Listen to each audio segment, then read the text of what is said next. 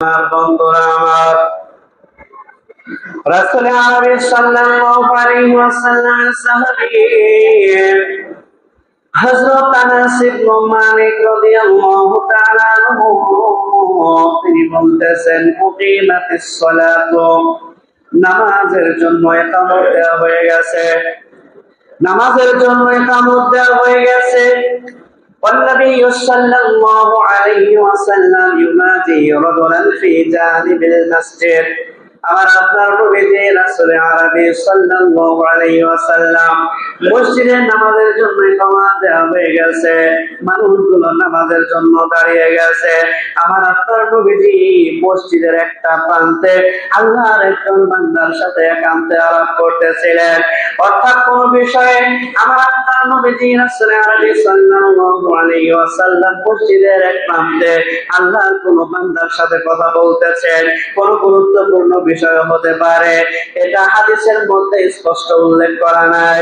আল্লাহ নবীর সাহাবী আনাস ইবনে মালিক রাদিয়াল্লাহু তাআলা আনহু তিনি বলেছেন, নামাজের ইকামত হয়ে গেছে, আমার নবীজি মসজিদের একটা প্রান্তে একজন বান্দার সাথে কথা বলতেছেন।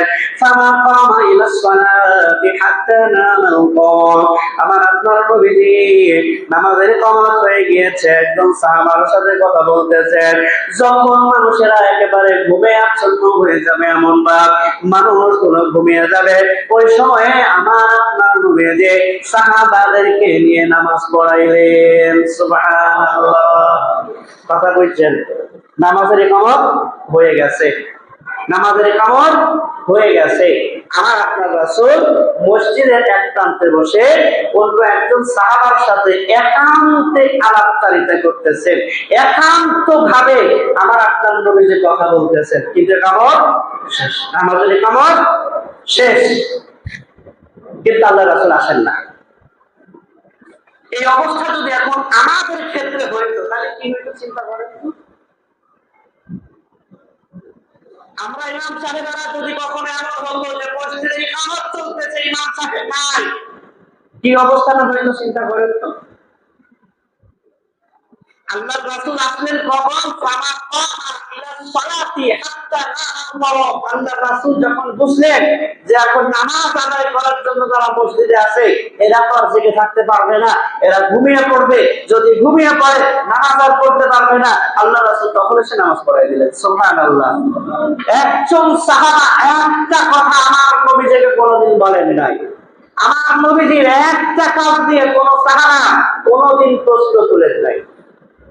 কিন্তু এই অবস্থা বেশিরভাগ জায়গায় যদি ইমাম সাহেবের 1 মিনিট দেরি হয়, নামাজের পরে মিটিং বসে, নামাজের পরে যদি মিটিং করতে নাও করে 4 দোকানের মিটিং এরা আর বন্ধ হয় না, এটা ঠিকই চালু হয়ে যায়, ঠিক না?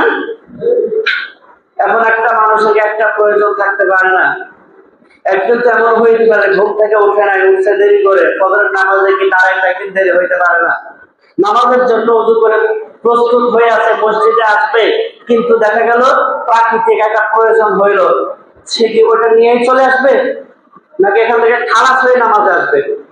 খালাস হয়ে আসবে, এইটা কেউ বুঝতেই চায় না, শুধু মনে করে যে আমরাই মানুষ, আর এরা আর মানুষ না।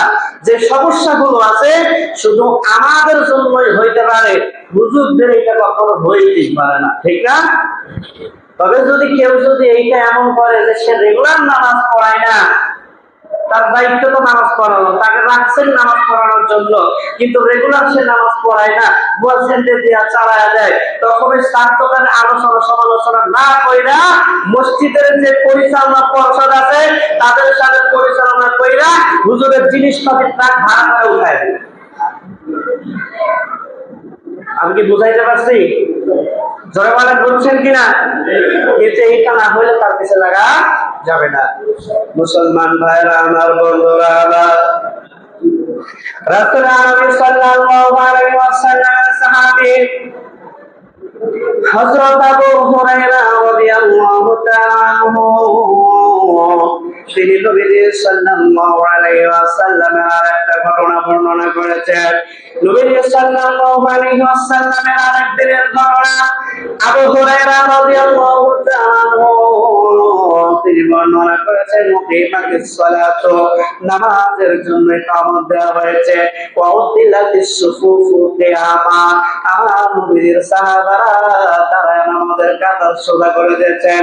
ফাখরাজা ইলাইনা রাসূলুল্লাহ সাল্লাল্লাহু আলাইহি ওয়াসাল্লাম, নবী সাল্লাল্লাহু আলাইহি ওয়াসাল্লাম তখন আমাদের জন্য বের হয়ে আসলেন। কিন্তু নবীজি আমাদের কাছে আসার আগে নামাজের ইকামত শেষ হয়ে গিয়েছে। নামাজের ইকামত শেষ হয়ে গিয়া মানুষেরা নামাজের জন্য কাতারবদ্ধ হয়েছে, সারিবদ্ধভাবে হয়ে দাঁড়ায় গেছে। নবী সাল্লাল্লাহু আলাইহি ওয়াসাল্লামের ঘটনা বলেন, ফালাম্মা কামা মুসাল্লাহু যাকারা আন্নাহু জুনুবুন, নবী সাল্লাল্লাহু আলাইহি ওয়াসাল্লাম নামাজ আদায় করার জন্য যখন তার জায়গায় দাঁড়িয়ে গেছেন, নবী সাল্লাল্লাহু আলাইহি ওয়াসাল্লামের তখন হঠাৎ করে মনে পড়ে গেল নবী সাল্লাল্লাহু আলাইহি ওয়াসাল্লাম জুনুবী অবস্থায় আছেন।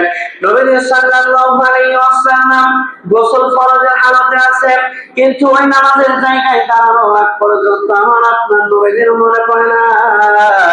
ওই নামাজের জায়গায় যখন দাঁড়ালেন আমার নবীর মনে পড়ে গেল।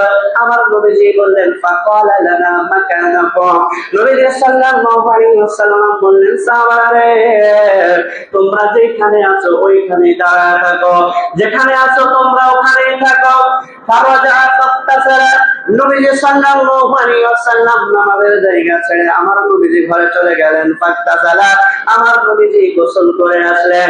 তাহলে দেখেন নামাজের জায়গায় দাঁড়ানোর পরে নবীজির মনে পড়ে গেল নবীজির গোসলের হালত আছে, গোসলের হাজত আছে। নবীজি চলে গেলেন, সাহাবায়ে কেরাম তাদের জায়গায় থাকলেন। আল্লাহর নবী বলেন, নবীর সাহাবী বলতেছেন, ফাখরাজা ওয়া রাসূলু ইয়াতরু, আমার নবীজি বাড়িতে গিয়া গোসল করলেন। গোসল করে নবীজি যখন আমার মসজিদে আসলেন, আমরা দেখতে পেলাম নবীজির চুল দিয়ে ফোঁটা ফোঁটা পানি পড়তেছে। আল্লাহু আকবার। তার মানে কি নামাজের জায়গায় দাঁড়িয়ে গেছে, নামাজের জায়গায় দাঁড়িয়ে গিয়ে আল্লাহ রাসূলের মনে করলো যে রাসূল সাল্লাল্লাহু আলাইহি ওয়াসাল্লামের গোসলের দরকার, কিন্তু করেন নাই। আল্লাহ রাসূল সাহাবাদেরকে বললেন, তোমরা তোমাদের জায়গায় থাকো। তার আগে কি হয়েছে, নামাজের ইকামত শেষ হয়ে গেছে, মানুষেরা কাতারবন্দি হয়ে দাঁড়ায় গেছে। আল্লাহ রাসূল বলছেন, তোমরা তোমাদের জায়গায় থাকো। আল্লাহ রাসূল চলে গেলেন বাড়িতে, সেখানে গোসল করে আসলেন, এমন অবস্থায় যে মাথার চুলগুলো বেটপ টপ করে পানি পড়তেছে। আল্লাহু আকবার। ফাকাব্বারা ফাসাল্লাইনা মাআহু, আবু হুরায়রা রাদিয়াল্লাহু তাআলা আনহু বলতেছেন, এরপরে আল্লাহর রাসূল তার নামাজের জায়গায় দাঁড়িয়ে আল্লাহু আকবার বলে তাকবীর দিলেন, আর আমরা আল্লাহর রাসূলের সাথে নামাজ আদায় করলাম। সুবহানাল্লাহ। এই অবস্থায় কি কোন ইমামের সাথে যদি এই অবস্থা হয়, নামাজে দাঁড়ানোর পরে যদি খালি মনে করে আরে এই বেলায় আমার রুজু করতেই মনে নাই, যদি খালি এখান থেকে বের হয়ে ওযুখানা পর্যন্ত যাইতে আসতে 1-1.5 ঘন্টা সময় লাগবে না, 2 মিনিট সময় লাগবে, কিন্তু সমালোচনা হবে 14 দিন। যে কেমন হুজুর রাখছে এলাকার মসজিদের কমিটিরা ঠিক মতো ওযু করে মসজিদে আসে না, ঠিক কি বলে? শুধু এইটা এখানে নয়, সারা বাংলাদেশের অবস্থা